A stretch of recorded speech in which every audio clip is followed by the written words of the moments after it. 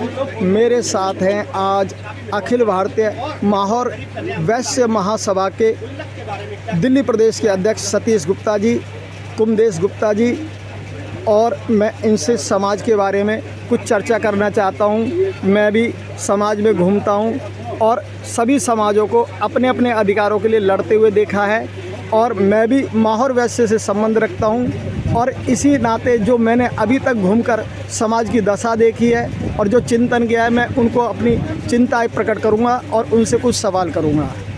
गुप्ता जी, जैसे कि आप 40 सालों से समाज के लिए कार्य कर रहे हैं, बहुत लंबा समय रहा है आपने समाज को दिया है।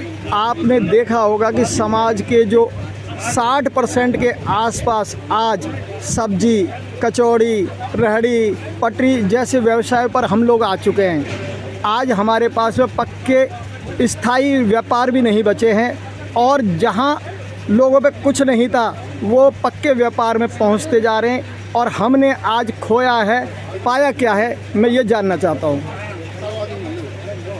विषय आपका बहुत सुदृढ़ है और साफ है, क्योंकि हमारे जो समाज में 60% जो गरीबी की रेखा के नीचे जो लोग हैं, आज भी वो गरीब हैं। हम जब अपने प्रदेश को और घर को छोड़ के आए, उस समय की स्थिति को और आज हम स्थिति का आकलन करेंगे तो हमें कुछ समझ में आएगा कि हमने दिल्ली में क्या पाया। और आने वाला समय ऐसा नहीं है, हमें उन्हीं की चिंता करनी है। समाज के अंतिम व्यक्ति तक हमारी पहुंच होनी चाहिए, इसीलिए हम ये सब कार्यक्रमों की रचना कर रहे हैं, और इसी रचना के माध्यम से हम सब लोगों के साथ वो कर पाएंगे जो हम करने का विचार रखते हैं। जैसे कि एसटी समाज है, ट्राइबल, भामाशाह महाराज को जब महाराणा की युद्ध लड़के लौटने के बाद, जब देश निकाला दिया गया था, उस समय के बाद में हम क्या खाना बदोश बंजारों की इस तरह का जीवन हमने 400 साल लगभग नहीं जिया है क्या? कई जगहों पर तो मेरी दादी बताती थी कि हम अपनी जात बताने में भी संकोच करते थे, 3-3, 4-4 गांव जाके छोड़कर व्यापार करने जाते थे। इस परिस्थिति को देखते हुए क्या हमारे समाज को भी एक ट्राइबल में या आदिवासी समाज के तौर पे जो सुविधाएं मिलती है, हमारे समाज को नहीं मिलनी चाहिए थी? हम दानवीर भामाशाह के अपने आप को वंशज कहते हैं।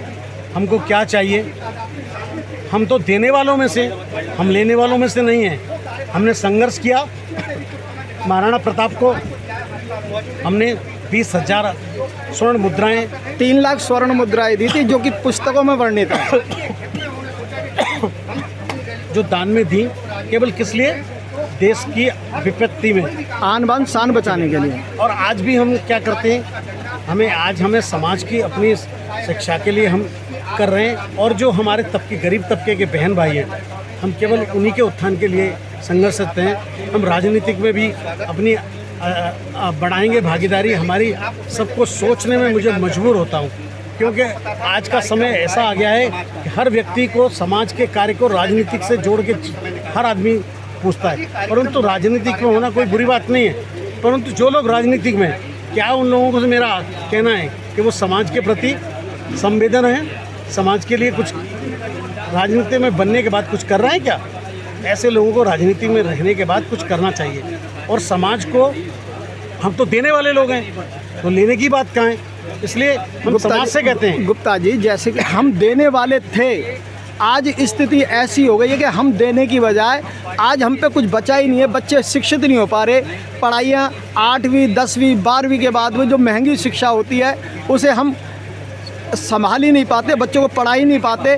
60-70% परिवार 12वीं के बाद में अपने बच्चों को छोटे मोटे रोज़गारों में खपा देते हैं। क्या उसके लिए हमें शिक्षा में थोड़ा सा आरक्षण मिल जाता तो क्या हमारे लिए अच्छा नहीं रहेगा?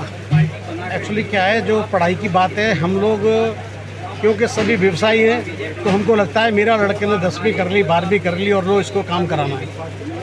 और अब ऐसी स्थिति नहीं है। आज हमारे यहाँ डॉक्टर, इंजीनियर, काफ़ी पढ़े लिखे लोग, काफ़ी परिवार के लोग आ रहे हैं। पहले वाली स्थिति नहीं है। पहले थे कि हमारे समाज में कम पढ़े लिखे लोग थे, आज हमारे समाज में बहुत पढ़े लिखे लोग आ रहे हैं, और इसीलिए तो हम प्रयास कर रहे हैं। पढ़ाई पर क्यों जोर दे रहे हैं? समाज के लिए, गरीब व्यक्ति के लिए हम कुछ कर सकें। वो जो व्यक्ति पढ़ने के योग्य है उसको पैसा नहीं दे पाता है, उसके लिए समाज चिंता करेगा ना। ऐसा है, समाज तो चिंता करता है, करता आया है, देता रहेगा। मगर क्या सरकार से जो सुविधाएं हमें मिलती हैं, बच्चे की कम परसेंटेज के बाद भी एडमिशन हो सके, तो क्या दिक्कत रहेगी हम लोगों को? हमें अभी आरक्षण की मांग हमने अभी नहीं की है। हो सकता है उत्तर प्रदेश में आपके जो मांग है वो पूरी होने जा रही है। मुझे जहाँ तक थोड़ी बहुत जानकारी है, उत्तर प्रदेश में वो सब चीज़ें होने जा रही है जो दिल्ली में। और हमें आरक्षण किस लिए चाहिए?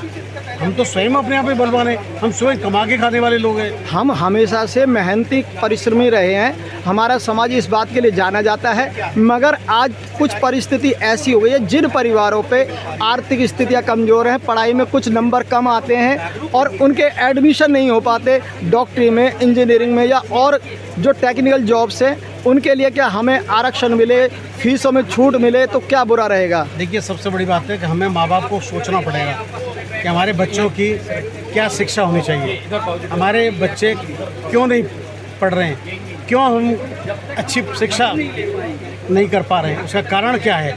हमें ये भी सोचना पड़ेगा हमारे माँ बाप को। हम चाहते हैं हमारा लड़का डॉक्टर बने, परंतु चपड़ासी बनने की स्थिति में भी नहीं, तो डॉक्टर कैसे बनेगा? आपने जो कहा, जैसे 55, 60, 70% की परसेंटेज के बाद भी लोगों के एडमिशन नहीं हो पाते, हमारे बच्चों के 55, 60%, 80% तक के बच्चों के एडमिशन नहीं हो पाते। और एक तरफ जिनको थोड़ा सा आरक्षण मिलता है, उनके 50% भी नंबर होने पर एडमिशन हो जाते हैं। अगर ये सुविधा हमको भी मिलेगी तो इससे हमारी समाज का भला कुछ होगा या नहीं होगा? आदरणीय पत्रकार महोदय, समाज में सभी लोग, सारे समाजों में आरक्षण मांगते हैं। आरक्षण बचा कहाँ है? आरक्षण सिर्फ हम शिक्षा में मांग रहे हैं, रोजगार में नहीं मांग रहे, कहीं पर नहीं मांगते। हम शिक्षा की भी बात कर रहे हैं, आरक्षण बचता ही नहीं है, हमारे तक आरक्षण आता ही नहीं है। इसलिए मैं आग्रह कर रहा हूँ आपसे, हम लोग इसकी डिमांड करेंगे और बात करेंगे इसमें, और हम कोशिश करेंगे कि अपने बच्चों की पढ़ाई के बारे में चिंतन करें। हम माँ बाप से भी आग्रह करेंगे कि वो भी अपने बच्चे की पढ़ाई के ऊपर ध्यान दें। जैसे कि एक तो ये शिक्षा था, हम शिक्षित होते हैं तो हम किसी भी भाषा में किसी भी जगह जाकर खुलकर बात कर सकते हैं। दूसरा था हमारी आर्थिक स्थिति के लिए आप बहुत प्रयासशील हैं। और एक हमारे मोहनलाल गुप्ता जी हुआ करते थे, वो भी यहाँ पे उन्होंने समाज सेवा करते हुए ही माहौर वैश्य सभा की अध्यक्ष रहते हुए काफ़ी समय सेवा की थी और उन्होंने पद पे रहते ही देह त्यागी थी। वो भी आपके इस स्मरण में होगा कि हाँ, वो भी एक हमारे दिव्य पुरुष थे जिन्होंने समाज के लिए बहुत कुछ किया। उनके बारे में आप कुछ जानते हैं, बताना चाहेंगे? एक्चुअली हमारे जो भी इस माहौर वैश्य समाज में जितने भी अध्यक्ष बने, सबकी अपनी एक महत्वपूर्ण भागीदारी है। अब मोहनलाल गुप्ता जी दिल्ली के अध्यक्ष रहे, राष्ट्रीय अध्यक्ष थे। आप राष्ट्रीय अध्यक्ष, मेरी जानकारी में राष्ट्रीय अध्यक्ष रहे, और भी लोग राष्ट्रीय अध्यक्ष रहे, जिन्हों की कार्यभूमि हम लोग जब घर से आए थे तो हमारे कनस्तर में ये दिक्कतें थी मेरे को। हाँ, दिक्कत थी कुछ। इस पे कहना मेरे को ठीक नहीं होगा, क्या पारिवारिक स्थिति इस पे कहना मेरे को ठीक नहीं होगा, क्योंकि आप जो बात पूछ रहे हैं वो विषय बड़ा कठिन है। इसलिए मैं इस बात को नहीं कह करके केवल यही कहूँगा कि समाज के जितने भी अध्यक्ष रहे, राष्ट्रीय अध्यक्ष, सब ने अपनी उससे काम करने का प्रयास किया है। अब जो है हमारे समाज में, जैसे हमें प्रमोद जी जैसा अध्यक्ष मिला, बहुत जिसने समाज के लिए बहुत कार्य किया। अब सुरेश जी अध्यक्ष है दिल्ली का, मैं कार्य देख रहा हूँ। कोशिश करेंगे कि हम परिस्थिति को बदलें।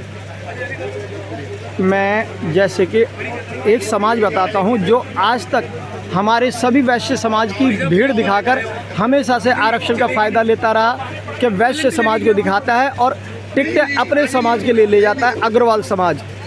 उसके बारे में क्या कहना चाहेंगे? इसी पर तो चिंतन है ये, लोगों को जो इकट्ठा किया जा रहा है, क्यों किया जा रहा है। यहाँ कोई भी आता है और हमारे कुछ लोग हैं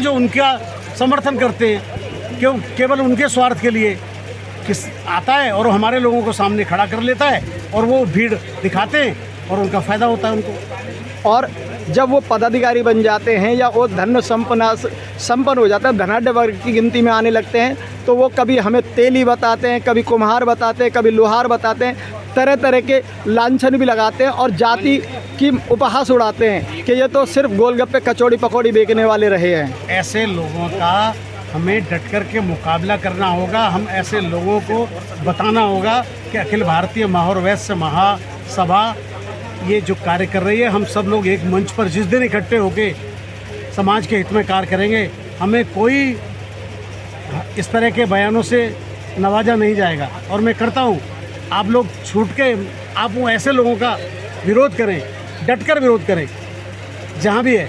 और हमारे समाज का जो भी व्यक्ति किसी भी दल से आता है, किसी भी दल से चुनाव लड़ता है, हमें उस समाज के व्यक्ति का हर हालत में समर्थन करना चाहिए। हो सकता है मेरे विचार उसके साथ न मिलते हो, परंतु वो अखिल भारतीय माहौर वैश्य समाज का एक अंग है, इसलिए हमें उसका हर हालत में समर्थन करना है। कि हमारे कुलपिता भामाशाह जी का वंशज है, इस नाते हमें एक परिवार होने के नाते उसका साथ देना चाहिए।